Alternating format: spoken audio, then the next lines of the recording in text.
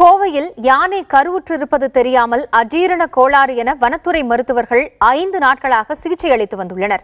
அந்த யானை இன்று காலை குட்டி ஈன்ற பிறகே அது கருவுற்றிருந்தது என்பது தெரியவந்துள்ளது.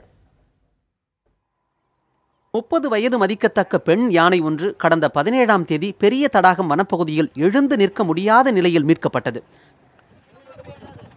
யானையின் உடல்நிலை மோசமாக இருந்ததால் சாடிவயல் முகாமுக்கு கொண்டு செல்லப்பட்டது. யானை தவறி விழுந்ததில் அதன் பின்னங்காலில் காயம் ஏற்பட்டதாகவும் செரிமான கோளாறு ஏற்பட்டுள்ளதாகவும் வனத்துறை மருத்துவர் மனோகரன் தலைமையிலான குழு தொடர்ந்து சிகிச்சை அளித்து வந்தது. இந்த நிலையில் இன்று அதிகாலை 4:30 மணி அளவில் யானை குட்டி ஈன்றது. அதன் பின்னரே யானை பிரசவ வலியால் அவதிப்பட்டது தெரிய வந்தது. 5 நாட்களாக செரிமான கோளாறுக்காக சிகிச்சை அளித்து வந்த மருத்துவர்கள் பெண் யானை என்பதால் அது கருவுற்றிருக்க கூடும் என்ற சந்தேகத்தின் பேரிலும் சிகிச்சை அளித்து வந்ததாக தெரிவித்தனர்.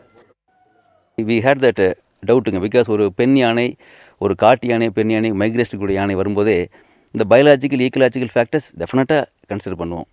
அதுவும் டெஃபினட்டாக அந்த ஃபேக்டர் கன்சிடர் பண்ணாமல் நீங்கள் ட்ரீட்மெண்ட் செய்யவே முடியாது. ஆண் யானை இருந்தால் நீங்கள் டைரெக்டாக அதோடைய ட்ரீட் பண்ணக்கூடிய நீங்கள் அப்ரோச்சிங் இஸ் சம்திங் டிஃப்ரெண்ட். பெண் யானையாக இருக்கும்போது நீங்கள் அந்த ஃபேக்டர்ஸை கன்சிடர் பண்ணி தான் நம்ம பண்ணணும். ஈவன் நீங்கள் தூக்கும்போது கூட பார்த்தீங்கன்னா கூட முன்னாடி தான் ப்ரெஷர் அதிகமாக கொடுத்துருக்கோம், பெல்ட் மாதிரி யூஸ் பண்ணோம், சில வகையான மருந்துகள் கூட வெரி காஷியஸ்.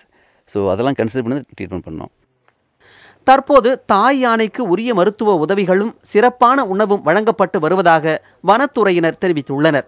அண்மை காலமாக யானைகள் இறப்பு சம்பவங்கள் நடந்த நிலையில் தற்போது 2 யானைகளையும் காப்பாற்ற முடிந்தது மகிழ்ச்சி அளிப்பதாக தெரிவித்தனர். புதிய தலைமுறைக்காக செய்தியாளர் சுரேஷ்.